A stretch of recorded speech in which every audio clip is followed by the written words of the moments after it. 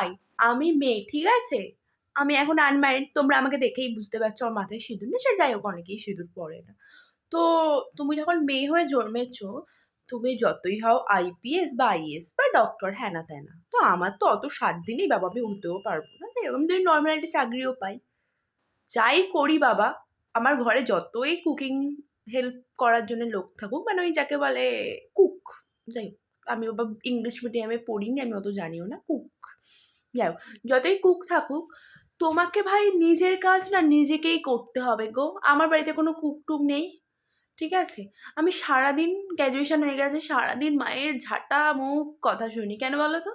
এই আমি কাজ না করলে মা বলে, এই কাজ করিস নি রান্নাঘরে, করিস নি কেন? এবার যদি আমি মাকে ভালোবেসে ভাবলাম একটু রান্না করতে যাই, মায়ের রান্না পছন্দ হয় না, রান্নাঘরে কেন এত জল পড়েছে? আরে ভাই রান্না করতে গেলে তো জল লাগবে।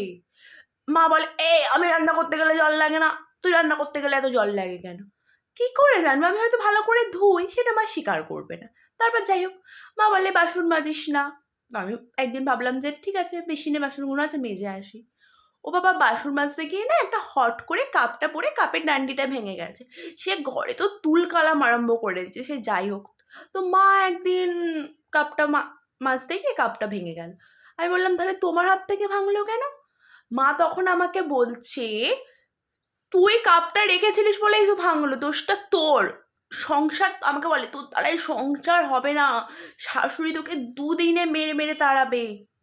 মাই জানে আমার দ্বারাই সংসার হবে। তুমি তাহলে বলো, বাড়িতে থেকে মায়ের সাথে যদি এত অশান্তি হয়, তাহলে শ্বশুর বাড়ি গেলে শাশুড়ির সাথে আমার কি হবে? আমি তো ভেবে পাই না, মানে আমিও সংসার মনে হয় করতে পারবো না। মায়ের কথাটাই ঠিক হবে, দেখো। তোমাদের সাথে এরম হলে আমাকে বলো কমেন্ট, হ্যাঁ? টাটা।